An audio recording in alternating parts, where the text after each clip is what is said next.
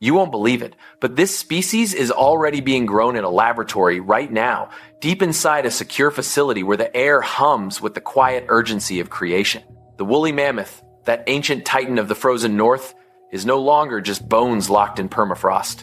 After disappearing from the mainland around 10,000 years ago, with the very last survivors clinging to life on a remote Arctic island until roughly 4,000 years ago, the species is being pulled back across the abyss of extinction. Scientists have spent years harvesting DNA from remarkably preserved carcasses unearthed in Siberia specimens so intact that one calf, discovered nearly 2 decades ago, still had meadow grass in her stomach and milk curdled in her intestines. Those fragile strands of genetic code, pieced together with cutting-edge sequencing, are now being carefully inserted into the cells of Asian elephants, the mammoth's closest living relative. The result is a hybrid embryo designed to carry the traits that once allowed mammoths to thrive in a world of endless ice. Thick, shaggy coats up to 1 meter long, curved tusks that could reach 16 feet in mature males, and blood that stayed fluid even in sub-zero temperatures. These new creatures are not exact copies. They are cold-adapted elephants built to restore a lost balance. The vision is breathtaking.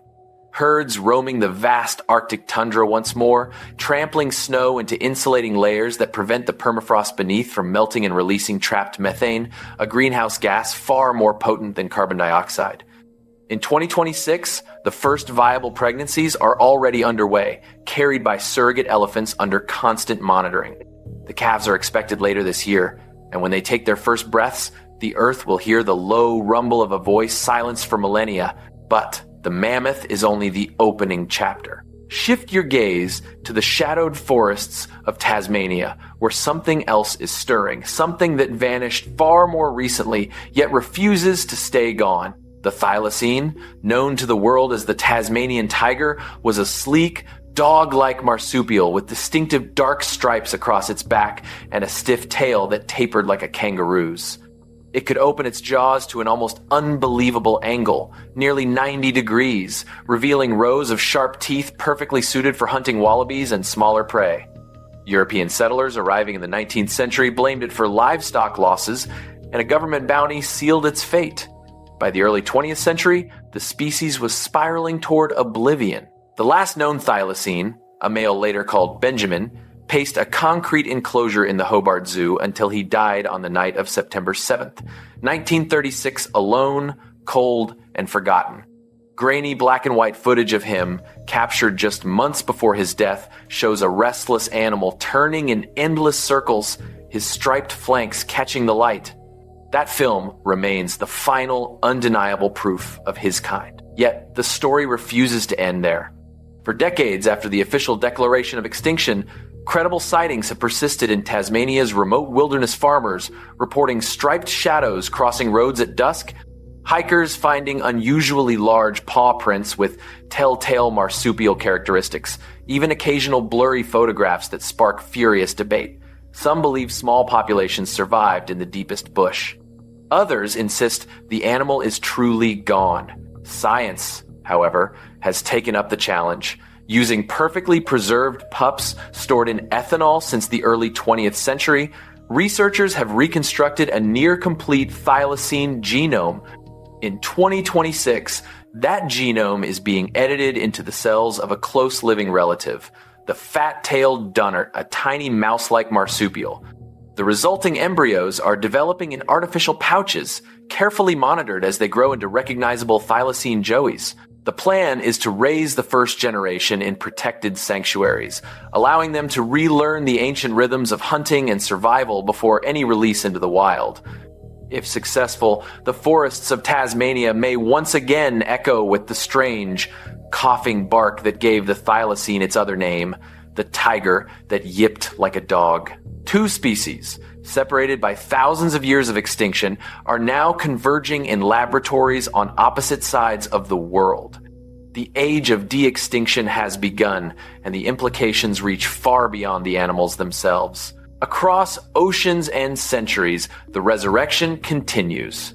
On the isolated island of Mauritius in the Indian Ocean, a bird that became the very symbol of human-caused extinction is quietly coming back. The dodo plump, flightless, with a massive hooked beak and soft blue-gray feathers, vanished within less than a century of its discovery by Dutch sailors in the late 16th century. The last confirmed sighting was in 1662, though scattered reports of strange, heavy birds waddling through the forest persisted among enslaved Malagasy workers into the 1680s.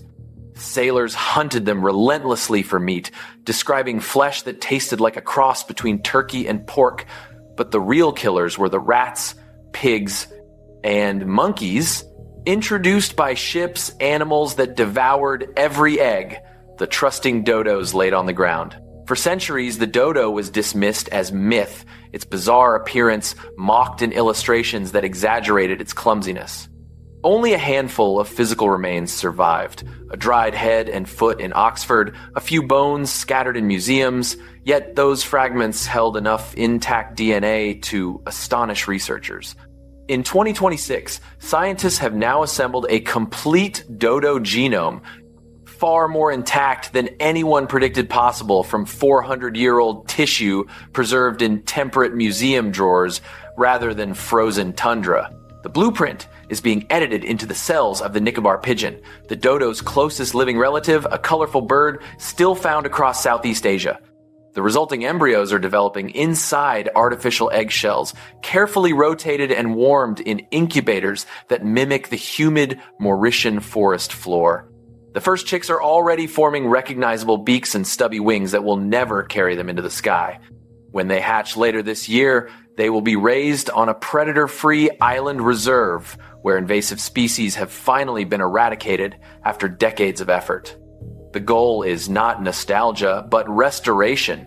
Dodos once dispersed the seeds of large tambalak trees that now barely reproduce because nothing remains to swallow and scarify their massive pits. Bring back the bird, and the forest may follow. Far to the west, another vanished multitude is being summoned from silence. Imagine skies so darkened by wings that daylight dimmed for hours, branches snapping under the weight of countless bodies, the roar of billions of birds like rolling thunder across the American continent. That was the passenger pigeon, once the most abundant bird on Earth, numbering perhaps 3 to 5 billion when Europeans first arrived. They nested in colonies that stretched over hundreds of square miles, a single tree, sometimes hosting hundreds of nests. Hunters killed them by the millions, netting them at roosts, knocking them down with long poles, shipping barrels of carcasses to city markets where they sold for pennies. By the late 19th century, the slaughter had become industrial. The very last wild flock was reported in 1899. The final bird, a female named Martha, lived out her days in the Cincinnati Zoo, pacing a cage until she died on September 1st, 1914. Her body was frozen in a block of ice and sent by train to the Smithsonian, where she remains on display, a lonely monument to abundance destroyed. Yet even Martha's preserved skin and feathers yielded surprisingly intact DNA.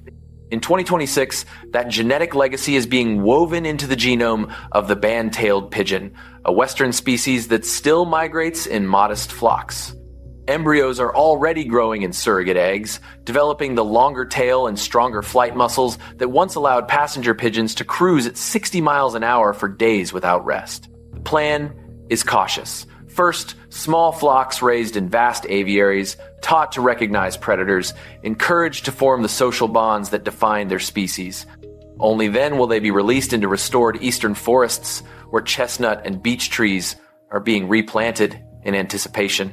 Scientists hope that even modest numbers might restore the ecological role those billions once played, dispersing seeds, cycling nutrients through their droppings, keeping forest floors open by their sheer, restless movement. 4 species now stir in laboratories and incubators, each pulled from a different century of loss. The Earth is learning how to undo its own mistakes, one heartbeat at a time, but the story is far from over. Deeper still into the shadowed ledger of extinction, 3 more voices are rising from the quiet. In the cold North Atlantic, a bird that once crowded rocky islands in numbers so vast that sailors describe the sea as boiling with their bodies is being coaxed back into existence. The great auk, a sleek, penguin-like swimmer with a massive grooved beak and jet black plumage broken only by white patches around the eyes, stood nearly 3 feet tall, and could dive to depths that modern penguins envy. They nested in colonies of millions on remote outcrops like Funk Island off Newfoundland, where the air thrummed with their guttural calls and the ground was white with guano. European whalers and fishermen slaughtered them by the tens of thousands for meat, feathers, and oil, driving live birds onto ships as walking larders. The very last pair, sought for a private collection, were strangled on Eldey Island off Iceland on July 3, 1844, while their single egg was deliberately crushed under a collector's boot. For nearly 2 centuries, the great auk was remembered only in museum specimens and faded engravings. Yet skin samples from those same stuffed birds, carefully stored in European collections, have yielded surprisingly complete DNA. In 2026, that code is being spliced into the genome of the razorbill, its closest living relative among modern alcids. Embryos are already developing inside artificial eggs that simulate the chill and constant rocking of northern seas. The first chicks, with their stubby wings and oversized beaks already forming, are being raised in saltwater aviaries where they learn to porpoise through waves and hunt fish under dim light. When released onto restored breeding islands now cleared of predators, they may once again darken the horizon in vast rafts, restoring the nutrient cycle that once fertilized coastal waters with their droppings and sustained cod populations that later collapsed. Across continents and climates, another vanished giant is stirring in European laboratories. The aurochs, wild ancestor of all domestic cattle, was a beast of legend, shoulder height reaching 6 feet, horns spanning 6 feet tip to tip, curving forward in a deadly crescent. Roman emperors imported them for arena spectacles. Medieval kings hunted the last survivors in royal forests. They thundered across Europe, Asia, and North Africa in herds that shaped grasslands by grazing and trampling, creating mosaics of open land that supported countless other species.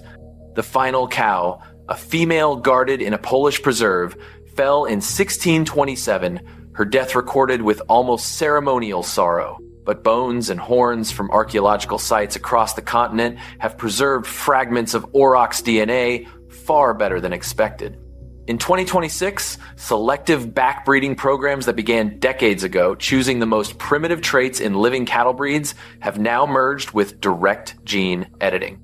Embryos carrying authentic aurochs sequences for size, aggression, horn shape, and coat color are developing in surrogate domestic cows.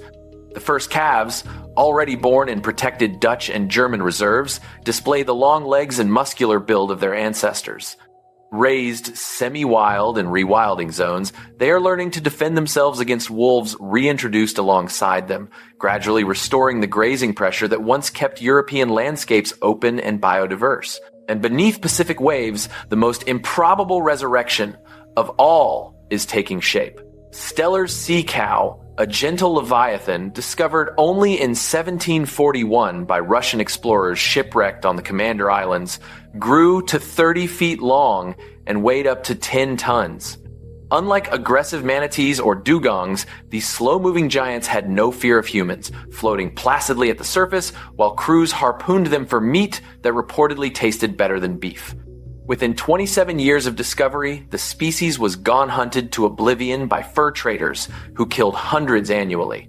The last reliable accounts describe lone individuals still drifting among kelp forests in the 1760s, their mournful, lowing, echoing over empty seas. Soft tissue preserved in frozen Bering Island permafrost has astonished researchers with intact cellular structures. In 2026, that material has provided a near-complete genome, now being edited into the cells of manatees in specialized aquatic facilities. The resulting embryos, larger than any previously attempted, are gestating in vast heated tanks where temperature and salinity mimic the cold Bering Sea.